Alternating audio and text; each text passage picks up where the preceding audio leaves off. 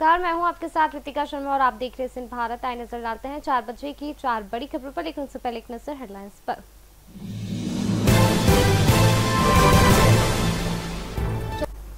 छतरपुर में आभा आईडी के चक्कर में लगी लंबी कतारें, मरीज हो रहे परेशान। एक ही काउंटर होने से बड़ी मुश्किलें, जांच कराने के लिए कर रहे घंटों इंतजार।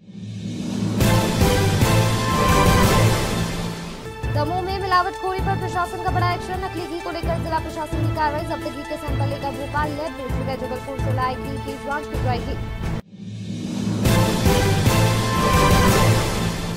रायसेन में अतिवृष्टि के कारण किसानों की फसलें हुई खराब। बेगमगंज में किसानों ने निकाली ट्रैक्टर रैली, फसलों का सर्वे कराने की मांग की गई। एसडीएम को राज्यपाल के नाम सौंपा ज्ञापन। बुरहानपुर में ताप्ती नदी का जलस्तर बढ़ने से डूबा पुल, 1 दर्जन से अधिक गांवों का संपर्क टूटा। जिला प्रशासन ने जारी किया अलर्ट, होमगार्ड के जवान तैनात किए गए।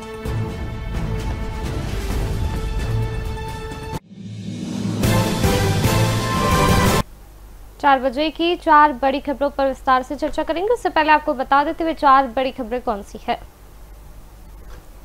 पहली खबर आपको बता दें, छतरपुर से आ रही है। दूसरी खबर दमोह से आ रही है। तीसरी खबर रायसेन से है। चौथी और आखिरी खबर बुरहानपुर से आ रही है। हम बात करें पहली खबर की। पहली खबर छतरपुर से, जहां पर छतरपुर में आभा आईडी के चक्कर में लंबी कतारें देखी गई। मरीज परेशान हो रहे हैं। एक ही काउंटर होने से मुश्किलें बढ़ती हुई दिखाई दी।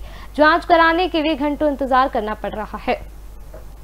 दूसरी खबर है दमोह से, जहां पर मिलावटखोरी पर प्रशासन का बड़ा एक्शन देखने को मिला है। नकली घी को लेकर के जिला प्रशासन की कार्रवाई देखने को मिली। जब्त घी के सैंपल लेकर भोपाल लैब भेजे गए हैं। जबलपुर से लाए घी की भी जांच की जाएगी। तीसरी खबर आपको बता दें, जो कि आ रही है रायसेन से, जहां पर रायसेन में अतिवृष्टि के कारण किसानों की फसलें खराब हुई है। बेगमगंज में किसानों ने ट्रैक्टर रैली निकाली है। फसलों का सर्वे कराने की मांग भी की गई है। एसडीएम को राज्यपाल के नाम ज्ञापन भी सौंपा गया।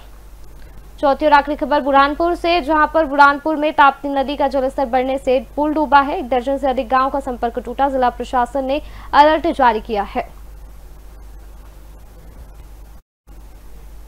पहली खबर छतरपुर से आपको बता दें कि छतरपुर के जिला चिकित्सालय में संचालित सेंट्रल पैथोलॉजी जांच केंद्र पर इन दिनों मरीजों की लंबी लंबी कतारें देखी जा रही है। जांच करने पर जानकारी सामने आई है कि आभा आईडी के चक्कर में मरीजों की लंबी लंबी लाइनें लगी है। इस पूरी खबर पर हमारे साथ अधिक जानकारी के लिए हमारे संवाददाता छतरपुर से विकास दीक्षित हमारे साथ जुड़ चुके हैं। विकास, छतरपुर में आभा, जिस तरह से अगर आयुष्मान कार्ड की बात करें, उसे लेकर के मरीजों की काफी लंबी लंबी कतारें हमें देखने को मिल रही है तस्वीरों में। अभी क्या कुछ स्थिति सामने आ रही है?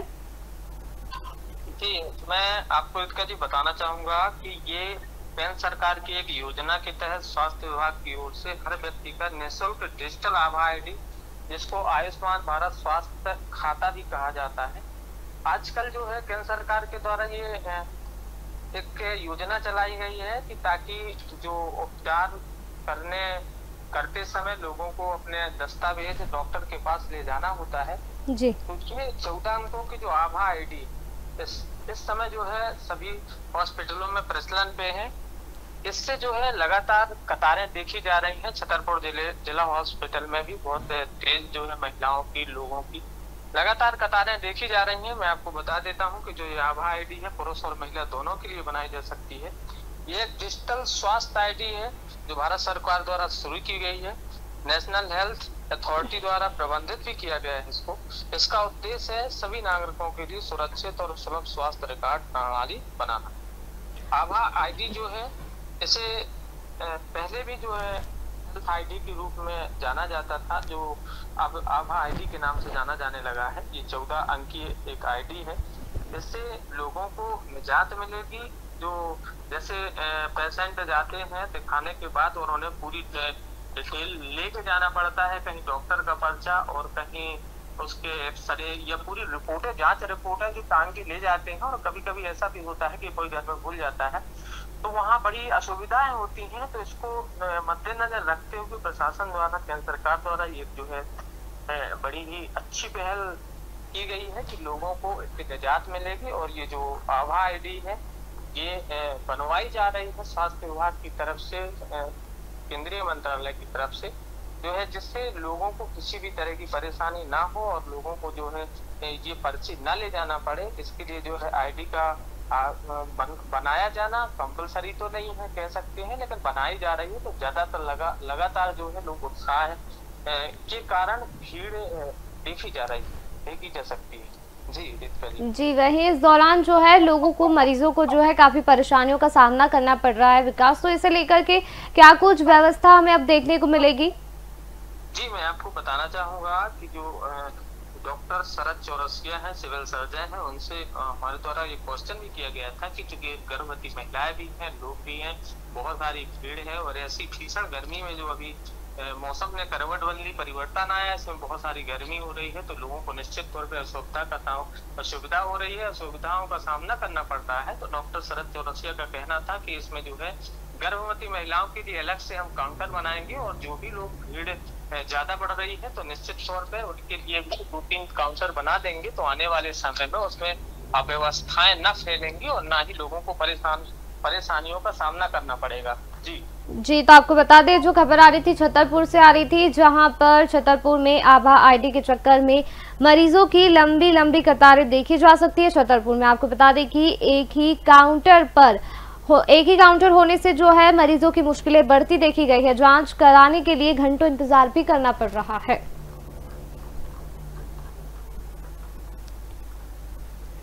दूसरी खबर दमोह से आपको बता दें, मिलावट लोगों के स्वास्थ्य पर विपरीत असर डाल सकती है, कई बार जानलेवा भी साबित होती है, लेकिन मिलावटखोरों को इसकी परवाह नहीं है और मिलावटखोरी का गोरख धंधा लगातार जारी है। वहीं आपको बता दें कि दमोह से एक ऐसा मामला सामने आया है जहां पर खाद्य विभाग ने मिलावट पर बड़ी कार्रवाइयां की है। यहाँ पर नकली, शुद्ध या देशी घी भी जब्त हुआ है। इस पूरी खबर पर हमारे साथ अधिक जानकारी के लिए हमारे संवाददाता दमोह से गणेश अग्रवाल हमारे साथ जुड़ चुके हैं। इस पूरी ही खबर पर अपडेट के लिए हमारे साथ गणेश, दमोह में मिलावटखोरी पर जो है प्रशासन द्वारा बड़ी कार्रवाई हमें देखने को मिली है, क्या कुछ पूरा मामला सामने है और इस पूरे ही मामले का खुलासा कब कैसे हुआ?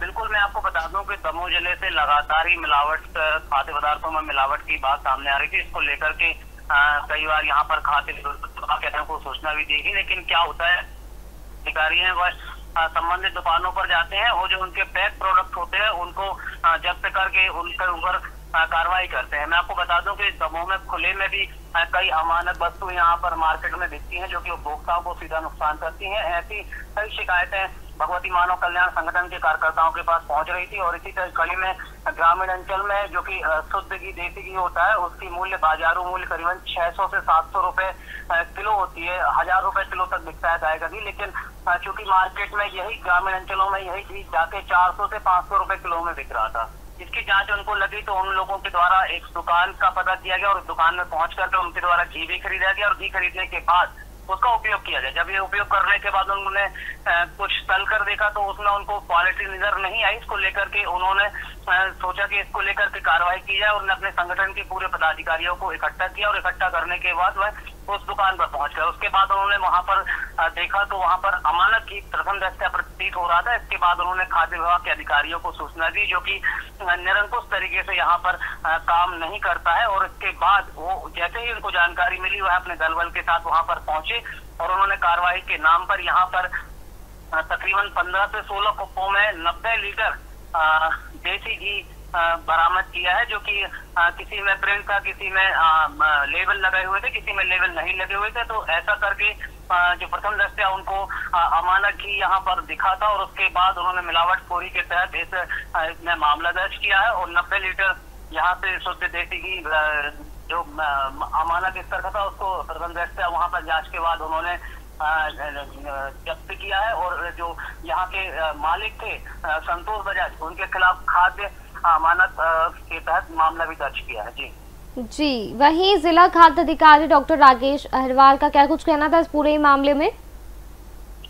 बिल्कुल, उनका कहना था कि भगवती मानव कल्याण संगठन के द्वारा ये सूचना मिली थी। सूचना के बाद ही वो वहाँ पर पहुंचे थे और जब हम उनसे बात की तो उनका कहना था कि हम लोग लगातार ही कार्रवाई करते रहते हैं, लेकिन उपभोक्ताओं को भी इसमें जागरूक होने की आवश्यकता है। उपभोक्ता जब तक जागरूक नहीं होंगे जब तक खाद्य विभाग कुछ नहीं कर सकता है। खाद्य विभाग क्योंकि समय समय पर कार्रवाई करता रहता है। जब ये उनसे पूछा गया कि यह अमानक स्तर का घी है और मान लीजिए आपने इस पे कार्रवाई की है तो इसकी कीमत कितनी है, तो उनके द्वारा लगभग 22,000 रुपए का ये अमानक स्तर का घी बताया गया था। इसकी जांच को लेकर के उन्होंने बोला है कि प्रथम दृष्टया यह प्रारंभिक तौर पर यह अमानक स्तर का पाया गया है, इसको जब्त किया गया है और मतलब इसको सैंपल के लिए भोपाल भेजा जाएगा। वहां से जो जांच रिपोर्ट आएगी, क्योंकि विक्रेता के द्वारा वर्तमान में बिल भी प्रस्तुत नहीं किया गया है, इसको लेकर के ये माल जब्त किया गया है और जो भी कड़ी कार्रवाई होगी उसके उनके ऊपर की जाएगी। जी, तो आपको बता दें जो खबर आ रही थी दमोह से, जहां पर दमोह में मिलावटखोरी पर प्रशासन का बड़ा एक्शन देखने को मिला है। नकली घी को लेकर के जिला प्रशासन की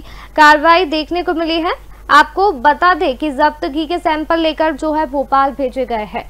जबलपुर से लाए घी की जांच की जाएगी।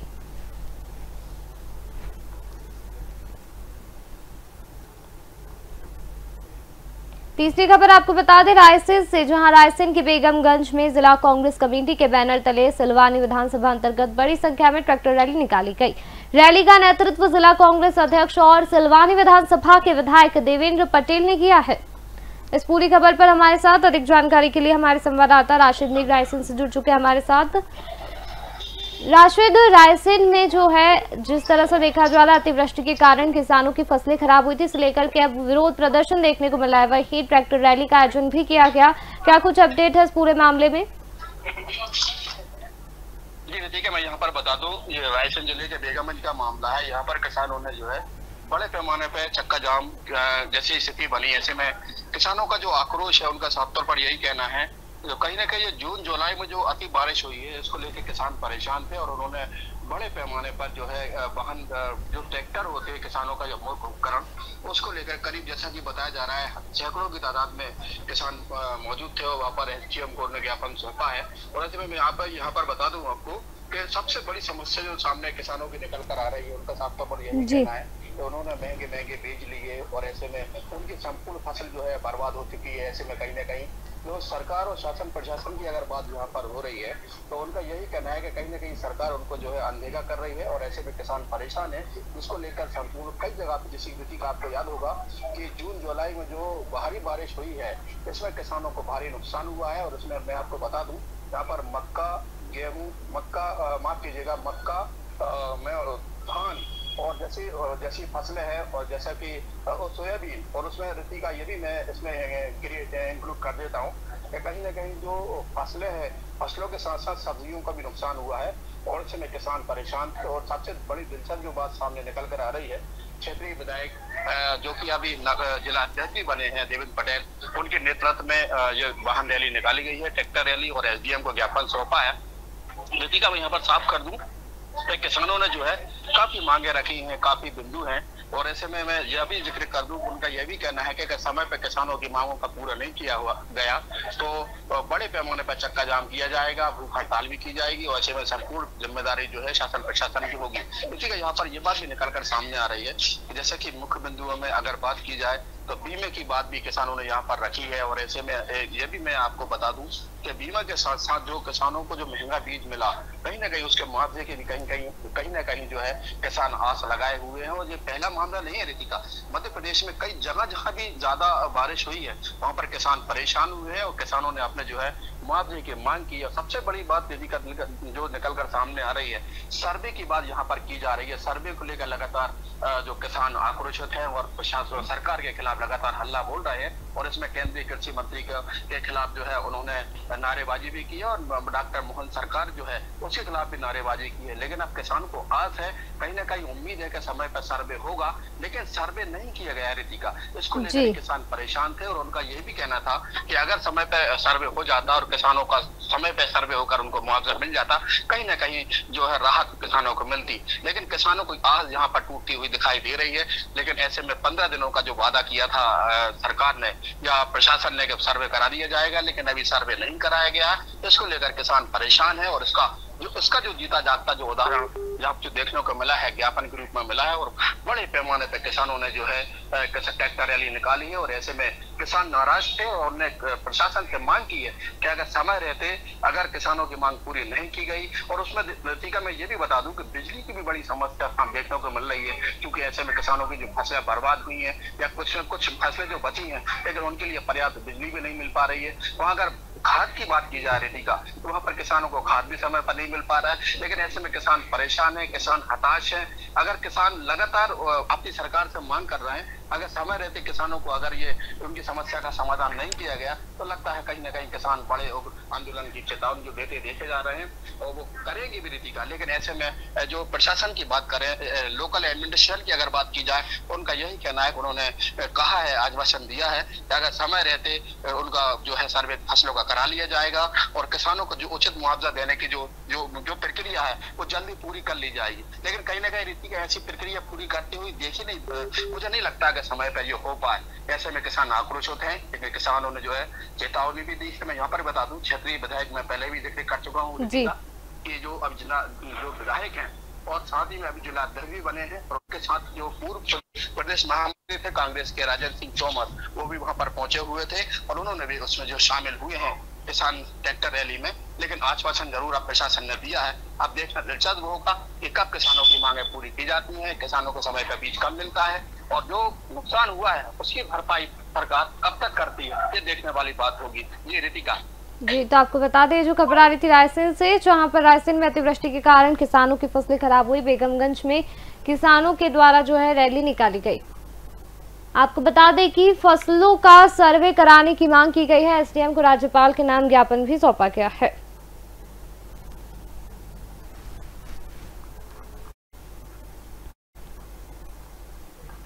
चौथी और आखिरी खबर बुरहानपुर से, जहां बुरहानपुर में ताप्ती नदी के हथनूर का पुल डूबने से करीब 1 दर्जन से अधिक गांवों का आवागमन बंद हो गया है। सुबह से ही ताप्ती नदी का जलस्तर बढ़ना शुरू हो गया है, जिससे कि हथनूर का पुल डूब गया और उसके ऊपर से पानी बह रहा है। इस पूरी खबर पर हमारे साथ अधिक जानकारी के लिए हमारे संवाददाता हमारे साथ जितेंद्र जुड़ चुके हैं बुरहानपुर से। इस पूरी खबर पर हमारे साथ अपडेट के लिए जितेंद्र, बुरहानपुर में ताप्ती नदी का जो है जलस्तर बढ़ने से पुल डूबा है। कितने, जिस तरह से सामने आ रहा है कि 1 दर्जन से अधिक गांवों का संपर्क टूटा गया है, क्या कुछ प्रयास किए जा रहे हैं शासन प्रशासन के द्वारा संपर्क बनाने के लिए? जी, मैं आपको बता दूं कि ताप्ती नदी का पहाड़ी क्षेत्र में हो रही बारिश से जल स्तर बढ़ रहा है। हथनूर का पुलिया पानी आने से करीब 1 दर्जन से अधिक गाँव का संपर्क टूट गया है। लोगों को 5 से 6 किलोमीटर घूमकर आना जाना करना पड़ रहा है। जिला प्रशासन ने बढ़ते हुए जल स्तर को देखते हुए अलर्ट जारी कर दिया है। होमगार्ड के जवान भी तैनात करे हैं वहाँ। जिस तरह से सामने आया है कि बुरहानपुर में जो 1 दर्जन से कौन कौन से गांव इसमें शामिल हैं? मैं आपको बता दूं कि आसपास की 1 दर्जन से ज्यादा गांव है। 50,000 से अधिक लोगों का आना जाना है वहाँ से।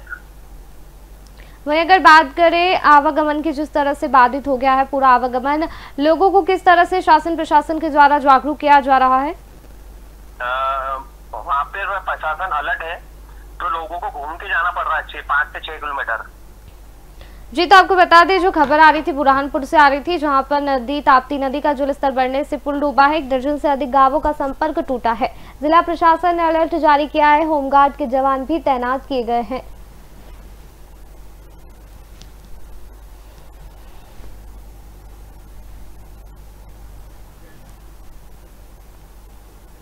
हमारे सभी संवाददाताओं का शुक्रिया। तो यह थी 4 बजे की 4 बड़ी खबरें। फिलहाल 4 बजे की 4 बड़ी खबरों में इतना ही। आप देखते रहिए एशियन भारत।